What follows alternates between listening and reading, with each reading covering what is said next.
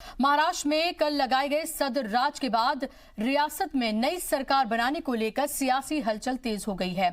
मुंबई में आज सुबह एनसीपी की मीटिंग हुई, जिसमें नई सरकार बनाने को लेकर 5-5 अरकान की एक कमेटी बनाने का फैसला किया गया है। एनसीपी लीडर अजीत पवार ने कहा है कि शरद पवार समेत कुछ लीडर जल्द दिल्ली जाएंगे, जहां जाने के बाद नई सरकार बनाने पर चर्चा होगी। अजीत पवार ने उम्मीद जताई है कि नए साल से पहले महाराष्ट्र में सरकार बन जाएगी। कांग्रेस ने भी महाराष्ट्र में इत्तेहाद के मुद्दे पर एक कमेटी बनाई है।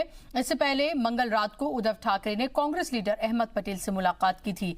गवर्नर ने सदर राज को लेकर भेजी अपनी रिपोर्ट में कहा था कि 15 दिन बाद भी कोई भी पार्टी सरकार बनाने की हालत में नहीं है। ऐसे में सदर राज की ही एक ऑप्शन है। शिवसेना के साथ जरूरी इत्तेहाद पर एनसीपी और कांग्रेस की तरफ से कहा गया है कि सभी पहलुओं पर हालात साफ होने के बाद ही आगे की बात की जाएगी। बैठक हमारी राष्ट्रवादी कांग्रेस पार्टी के सब विधायकों की हुई है। उसके बारे में पवार साहब जी ने हमें बताया, हमारे हाईकमांड ने बताया कि हमारी एक कमेटी उन्होंने तैयार की है। जयंत पाटिल, मैं, छगन भुजबल साहब, धनंजय मुंडे जी, कांग्रेस के उसमें 5 लीडर रहेंगे महाराष्ट्र के। उनके साथ हम बात करेंगे, जितनी जल्दी हो सके उतनी जल्द बात करने का हमारा सबका इरादा है। और उसके बारे में डिसीजन जयंत पाटिल हमारे पार्टी प्रेसिडेंट और बाला साहेब थोरात कांग्रेस के पार्टी प्रेसिडेंट ने दोनों ने मिलकर लेना है।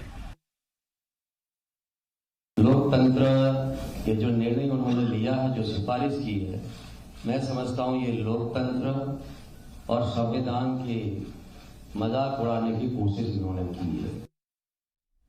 तो 18 दिन के बाद का नतीजा ये रहा है महाराष्ट्र में कि महाराष्ट्र के करोड़ों वोटर्स ने 21 अक्टूबर को जो वोट दिए थे वो बेकार हो गए हैं। 288 एमएलए चुनकर भी महाराष्ट्र के पास अब इंतखाब की हुई हुकूमत नहीं है। सबसे बड़ी पार्टी को अलग थलग करके 3 पार्टीज ने हुकूमत बनाने का दम भरा, लेकिन एक दूसरे पर यकीन ही नहीं जमा पाई।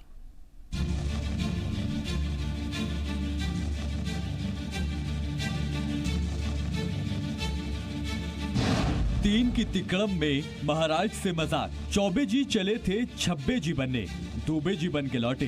इस वक्त महाराष्ट्र के लेटेस्ट दुबे जी हैं शिवसेना के चीफ उद्धव ठाकरे। माया मिली न राम, बिगड़ गए सारे काम। बेटे को सीएम बनाने का ख्वाब धरा का धरा रह गया, खुद का करियर भी बिगाड़ लिया। अपने सीएम के धुन में उद्धव ने बीजेपी से दोस्ती तोड़ ली।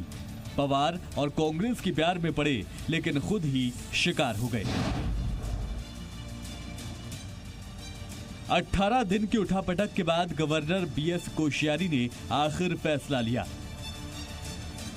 महाराष्ट्र में 6 महीने के लिए सदर राज नाफिज। महाराष्ट्र में कोई पार्टी सरकार बनाने की हालत में नहीं है। इंतखाबात के नतीजों को आए 15 दिन का वक्त बीत चुका है। ऐसे में अब सदर राज लगाना ही बेहतर मुतबादिल है।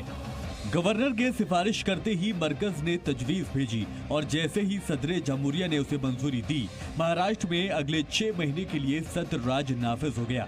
हमने पिटीशन फाइल की है, उसका नंबर हमको मिला हुआ है। जो प्रोसीजरल एस्पेक्ट्स है हम उसको कंप्लीट कर रहे हैं, और प्रोसीजरल एस्पेक्ट कंप्लीट होते ही इसको हम रिक्वेस्ट करेंगे लिस्ट किया जाए। सियासत भी जोड़ तोड़ की अनलिमिटेड सहूलियत नहीं देती। सदर राज लगते ही मानो तोते उड़ गए। शिवसेना ने फौरन गवर्नर पर ठीकरा फोड़कर ऐलान कर दिया कि इस फैसले को सुप्रीम कोर्ट से पलटवा कर रहेगी। उद्धव ने गवर्नर को घेरा, फिर ये भी कहा कि सरकार तो वो ही बनाकर रहेगी। अंधेरे में मैं उनके साथ गया था, तो बीजेपी ने मेरे साथ आने का, या जो युति थी वो ऑप्शन उन्होंने खत्म हुआ होगा तो उन्होंने खत्म किया है। जो बात उस वक्त तय हुई थी, अमल करो, यही मेरी मांग थी। महाराष्ट्र में सरकार स्थापित करना ये कोई मजाक की बात नहीं है, और खास कर भिन्न विचारधारा के पक्ष एक साथ आकर कुछ सरकार चलाना चाहते हैं, तो कुछ मुद्दों पर चर्चा होनी जरूरी होती है, आवश्यक होता है। शिवसेना ने 2 अर्जियों में सुप्रीम कोर्ट से फौरन सुनवाई की मांग की है। वहीं कांग्रेस और एनसीपी ने भी ट्रैक बदलते हुए गवर्नर और मरकज को निशाने पर लिया। दोनों पार्टियों ने इसे आईन से भद्दा मजाक करार दिया। हमने इसका डिस्कशन शुरू नहीं किया, तो ये हमने पहली बार बात होगी। और इसलिए कॉमन मिनिमम प्रोग्राम में उनकी नीति क्या है? लोकतंत्र, ये जो निर्णय उन्होंने लिया है, जो सिफारिश की है, मैं समझता हूं ये लोकतंत्र और संविधान के मजाक उड़ाने की कोशिश इन्होंने की। दरअसल कांग्रेस एनसीपी के कंधे पर चढ़कर शिवसेना का सीएम बनने का उद्धव ठाकरे का सपना कांग्रेस ने ही तोड़ा है। उद्धव ठाकरे दिन भर इंतजार करते रहे और कांग्रेस उन्हें झुलाती रही। शरद पवार ना तो खुद हिमायत पर फैसला ले पाए, न दिन भर की मीटिंग के बाद कांग्रेस से हिमायत की चिट्ठी लिखवा पाए। पूरा दिन कल हम उनका जो भी लेटर चाहिए था उसकी राह देख रहे थे, लेकिन शाम तक वो लेटर मिला नहीं और अकेला हमारा लेटर देना ठीक नहीं था। न खुदा मिला न विसाले सनम। अपनी सरकार, अपना सीएम के चक्कर में 30 बरस पुरानी दोस्ती भी तोड़ी। मरकज से एक वजीर हटा लिया और अब आगे के ठिकाने नहीं। सीएम से साबिक सीएम हुए देवेंद्र फडणवीस ने ट्वीट किया, महाराष्ट्र में बीजेपी के चांस बाकी। महाराष्ट्र की आवाम ने महायुक्ति को मैंडेट दिया था। सरकार ना बन पाने से सदर राज लगना बदकिस्मती है। उम्मीद है कि बहुत जल्दी ही महाराष्ट्र को स्टेबल सरकार मिलेगी। लेकिन बीजेपी ने भी ये साफ कर दिया है कि उसने हार नहीं मानी है। नारायण राणे ने दावा किया है कि बीजेपी जल्दी ही 145 का मैजिक नंबर पेश करेगी। शिवसेना ने अपनी जीत के कारण इसको तोड़ा है और हम तो डेमोक्रेसी पे विश्वास करते हैं और हमारा विश्वास था कि महाराष्ट्र की जनता के साथ विश्वासघात नहीं होना चाहिए, बाकी हो गया। सत्ता लाने का हम कोशिश करेंगे। विधायक 145 हमारे होने चाहिए, इसके लिए कोशिश रहेंगी। हालांकि जो भी पार्टी जिस दिन गवर्नर के सामने अक्सरियत की गिनती साबित कर देती है तो आसार पूरे हैं कि सदर राज 6 महीने लंबा ना खिंचे। लेकिन बड़ा सवाल ये भी है कि क्या कांग्रेस वाकई शिवसेना को हिमायत दे पाएगी? अगर देती भी है तो कौन कौन सी शर्तें शिवसेना से मनवाएगी और उन शर्तों को मानने के बाद शिवसेना की सूरत क्या होगी और सीरत क्या होगी? मुंबई से अंकुर त्यागी और एहसन अब्बास के साथ ब्यूरो रिपोर्ट, जी मीडिया। तो महाराष्ट्र में किसी भी पार्टी के पास अक्सरियत का आदादोशुमार नहीं होने की वजह से गवर्नर की सिफारिश पर सदर राज नाफिज कर दिया गया है। महाराष्ट्र में सरकार बनाने को लेकर जारी सियासी उठापटक के साथ ही रियासत में सदर राज नाफिज कर दिया गया है। सदर जमहूरिया रामनाथ कोविंद ने मरकज की तजवीज को मंजूरी दे दी है। गवर्नर ने मरकज को भेजी रिपोर्ट में कहा था कि नतीजे सामने आने के 15 दिन के बाद भी कोई भी पार्टी सरकार बनाने की हालत में नहीं है। ऐसे में सदर राज लगाने से बेहतर मुतबादिल दूसरा नहीं है। महाराष्ट्र में सदर राज लगाने को एनसीपी और कांग्रेस ने डेमोक्रेसी का मजाक उड़ाना बताया। लोकतंत्र, ये जो निर्णय उन्होंने लिया है, जो सिफारिश की है, मैं समझता हूं ये लोकतंत्र और संविधान के मजाक उड़ाने की कोशिश इन्होंने की है। एनसीपी और कांग्रेस ने सरकार बनाने पर कहा कि सभी पॉइंट्स पर तस्वीर साफ होने के बाद ही हम इस पर आगे बात करेंगे। सब कुछ साफ होने के बाद शिवसेना को हिमायत देने पर बात की जाएगी। वहीं बीजेपी लीडर नारायण राणे ने कहा कि एनसीपी कांग्रेस मिलकर शिवसेना को बेवकूफ बना रही है। बीजेपी सरकार बनाने पर राणे ने कहा कि हम सरकार बनाने की कोशिश में लगे हैं। सत्ता लाने का हम कोशिश करेंगे। विधायक 145 हमारे होने चाहिए, इसके लिए कोशिश रहेंगी। वहीं उद्धव ठाकरे ने सदर राज लगाने को शिवसेना के लिए 6 महीने का वक्त मिलना बताया है। उद्धव ठाकरे ने कहा कि जब बीजेपी अलग आइडियोलॉजी वाली पार्टियों के साथ इत्तेहाद बना सकती है तो फिर शिवसेना क्यों नहीं। हिंदुत्व का जो मुद्दा है तो कश्मीर में महबूबा मुफ्ती जी और भारतीय जनता पक्ष किन मुद्दों पर एक साथ आए थे, मैं जानना चाहता हूं। नीतीश कुमार जी और भारतीय जनता पक्ष कैसे एक साथ आए थे, इकट्ठा आए थे, मैं जानना चाहता हूं। चंद्रा बाबू जी है, रामविलास जी है, अन्य सारे राज्य में जो भिन्न विचारधारा के पक्ष और भारतीय जनता पक्ष का गठबंधन हुआ था, मैं वो भी जानकारी ले लूंगा और फिर बात आगे बढ़ेगी। महाराष्ट्र में तीनों बड़ी पार्टियां सरकार नहीं बना पाई हैं, जिस वजह से सदर राज लगाया गया है। महाराष्ट्र में सरकार बनाने के लिए किसी भी पार्टी या इत्तेहाद को असेंबली में अक्सरियत साबित करने के लिए कम से कम 145 अरकान असेंबली की हिमायत की जरूरत होगी। ब्यूरो रिपोर्ट, जी मीडिया। जम्मू कश्मीर के त्राल के बाजार में दहशतगर्दों की फायरिंग में एक शहरी की मौत हो गई है। इलाके में सर्च ऑपरेशन चलाया जा रहा है। इस वक्त की यह अहम खबर हम आपको बता दें, जम्मू कश्मीर के त्राल से आ रही है, जहां बाजार में दहशतगर्दों की फायरिंग हुई है। दहशतगर्दों ने फायरिंग की एक बाजार में त्राल के, फायरिंग में एक शहरी की मौत भी हो गई है और इलाके में सर्च ऑपरेशन चलाया जा रहा है। तो सिक्योरिटी फोर्सेस का सर्च ऑपरेशन शुरू हो गया है।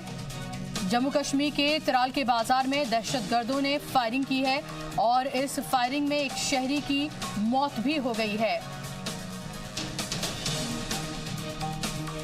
पूरे इलाके की घेराबंदी कर ली है सिक्योरिटी फोर्सेस ने और सर्च ऑपरेशन चलाया जा रहा है।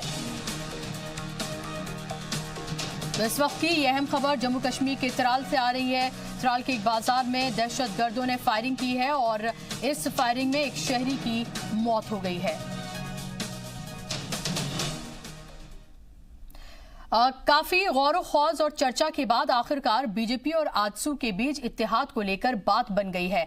बताया जा रहा है कि दोनों पार्टीज के बीच आजसू को 10 सीटें देने पर इत्तफाक़ी राय बन गई है। हालांकि लोहरदगा समेत कुछ सीटों पर दोस्ताना लड़ाई की बात आ रही है। दोनों पार्टीज के बीच इत्तेहाद का बाज़ाब्ता ऐलान होना अभी बाकी है। झारखंड असेंबली इंतखाबात के लिए पीएम मोदी रियासत में 8 से 10 रैलियां कर सकते हैं। जराये के हवाले से ये बड़ी खबर आ रही है। जराये के मुताबिक पीएम मोदी अगले हफ्ते से झारखंड में तशहीरी मुहिम की शुरुआत करेंगे। पहली रैली पलामू डाल्टनगंज में हो सकती है। जराये के मुताबिक एक दिन में पीएम मोदी की 2 रैली कर सकते हैं। फिलहाल पूरे प्रोग्राम के लिए पीएम की जानिब से मंजूरी का इंतजार है। झारखंड के साबिक सीएम मधु कोड़ा ने इलेक्शन कमीशन के उस हुक्म पर सुप्रीम कोर्ट का दरवाजा खटखटाया जिसमें चुनावी खर्च का ब्यौरा न देने को लेकर उनके चुनाव लड़ने पर रोक लगाई गई है। मधु कोड़ा ने सुप्रीम कोर्ट में अर्जी दाखिल कर इलेक्शन कमीशन के अहकामात को चैलेंज किया है। इलेक्शन कमीशन ने 2017 में चुनावी खर्च का ब्यौरा न देने के मामले में मधु कोड़ा के चुनाव लड़ने पर रोक लगा रखी है। सुप्रीम कोर्ट में मधु कोड़ा की अर्जी पर जुमे को सुनवाई होगी। दिल्ली के जवाहरलाल नेहरू यूनिवर्सिटी में फीस में इजाफे के खिलाफ तलबा का एहतजाज लगातार जारी है। तलबा की तहरीक को अब सभी तलबा यूनियंस की भी हिमायत मिल रही है। जेएनयू तलबा के मुतालबात की हिमायत में एबीवीपी ने भी मार्च निकालने के बाद यूजीसी भवन के बाहर मुजाहिरा किया। जेएनयू इंतजामिया ने education fees, hostel, fine, mess service और सिक्योरिटी फीस में कई गुना का इजाफा कर दिया है। पीर को मुजाहिरा कर रहे तलबा के साथ दिल्ली पुलिस में टकराव देखने को मिला। पुलिस ने तलबा पर वाटर कैनन की बौछार की। मंगल को भी सैकड़ों तलबा जंतर मंतर पर जेएनयू इंतजामिया के खिलाफ मुजाहिरे में शामिल हुए थे।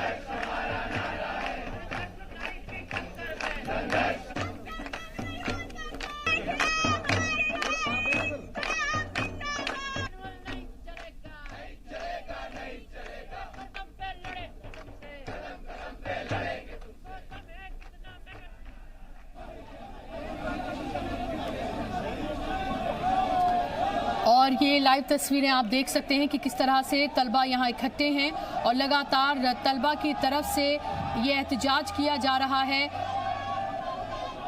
फीस में जिस तरह की बढ़ोतरी की गई है अलग अलग कैटेगरीज में, उसको लेकर एहतजाज यहाँ किया जा रहा है।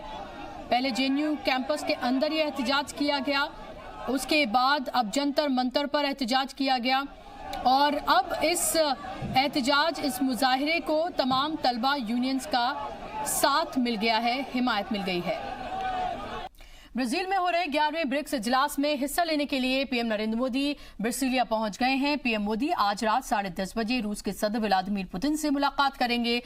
तयशुदा तकरीब के मुताबिक रात 11:30 बजे वो ब्राजील के सदर से मुलाकात करेंगे। इस मुलाकात के बाद पीएम मोदी चीन के सदर शी जिनपिंग से भी मिलेंगे। बाद में ब्रिक्स की बिजनेस फोरम क्लोजिंग सेरेमनी में हिस्सा लेंगे। इजलास में पीएम मोदी एक बार फिर इंटरनेशनल तबके के सामने दहशतगर्दी के मुद्दे पर आपसी ताउन को फरोग देने की बात दोहरा सकते हैं। रवाना होने से पहले पीएम मोदी ने कहा कि ब्रिक्स इजलास दुनिया की 5 बड़ी मईशत के बीच मुख्तलिफ शोबों को मजबूत करने का पर मरकूज होगा।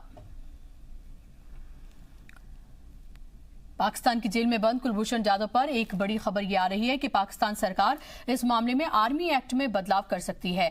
इस बदलाव के बाद कुलभूषण जाधव को अपने खिलाफ आए फैसले को हाईकोर्ट में चैलेंज करने का इख्तियार मिल जाएगा। जराये के मुताबिक पाकिस्तान की सरकार ने आर्मी एक्ट में बदलाव का ड्राफ्ट तैयार कर लिया है।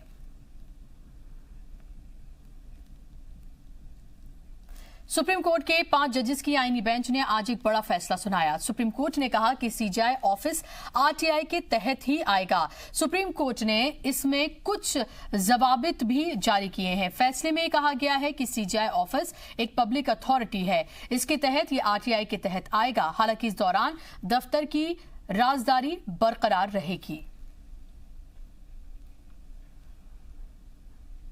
हरियाणा में बीजेपी जेजेपी की इत्तेहाद की सरकार की कल पहली तौसी होगी। कल राजभवन में सुबह 11 बजे नए वुज़रा को हलफ दिलाया जाएगा। बीजेपी की जानिब से अनिल विज, कंवरपाल गुर्जर, डॉक्टर बनवारी लाल, अभय सिंह यादव, दीपक मंगला, महिपाल ढांडा के नाम चर्चा में हैं, जबकि जेजेपी की जानिब से रामकुमार गौतम को वजीर बनाया जा सकता है।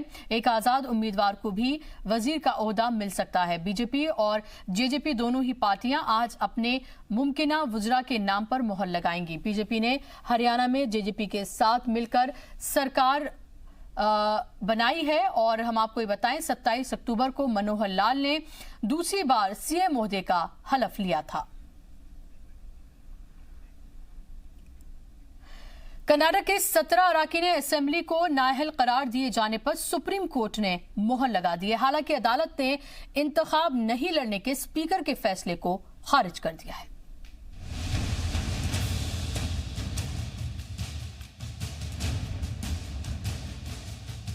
कर्नाटक में कांग्रेस और जेडीएस के 17 बागी अराकीन असेंबली को सुप्रीम कोर्ट ने बड़ी राहत दी है।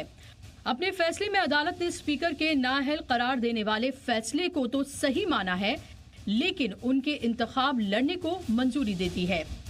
Made to the disqualification itself. The second one was the time limit 2023 up to 2023 you shall not contest was the direction issued in the order passed by the honorable speaker. Now so far as disqualification is concerned, it stands to be upheld. It is upheld. But however, the direction not to allow them to contest up to 2023 has been set aside. So in forthcoming election itself, all the MLAs are entitled to contest. रियासत में 15 assembly सीटों पर ज़िमनी इंतखाबात के लिए पर्चाए नामजदगी का काम चल रहा है, जिसे लेकर नाअहल करार दिए गए एमएलएस काफी मायूस थे। लेकिन आज के फैसले के बाद अदालत ने उन्हें भी इंतखाब लड़ने की इजाजत दे दी है। In view of the impending election which was already notified and the last date for filing the nominations is 18th of November. So in the fitness of these things, probably the Supreme Court has felt that they should be allowed to contest, no matter even if their disqualification upheld. Karnataka assembly के साबिक speaker के फैसले को supreme court में challenge किया गया था। Supreme court ने 25 अक्टूबर को सभी फरीकैन की दलीलें सुनने के बाद अपना फैसला महफूज रख लिया था। बागियों की जानिब से कहा गया था कि साबिक स्पीकर ने बिना जांच किए ही उन्हें नाअहल करार दे दिया। ऐसे में सुप्रीम कोर्ट के इस फैसले के बाद रियासत की सियासत में मजीद इजाफा होने लगा है और आखिरी फैसला आवाम की अदालत में पहुंचता नजर आ रहा है। ब्यूरो रिपोर्ट, जी मीडिया। आंध्र प्रदेश में गैर कानूनी कानकनी मामले को लेकर जन सेना ने गवर्नर से मुलाकात की है। पार्टी लीडर पवन कल्याण ने जगन हुकूमत पर संगीन इल्जामात लगाए हैं। उन्होंने कहा है कि चंद्रबाबू नायडू हुकूमत को आवाम ने गैर कानूनी फैसलों के लिए नकारा, लेकिन जगन हुकूमत भी आवाम मुखालिफ कामों को अंजाम देने में मसरूफ है। इस मौके पर पवन कल्याण ने जगन हुकूमत पर जमकर हमला बोला।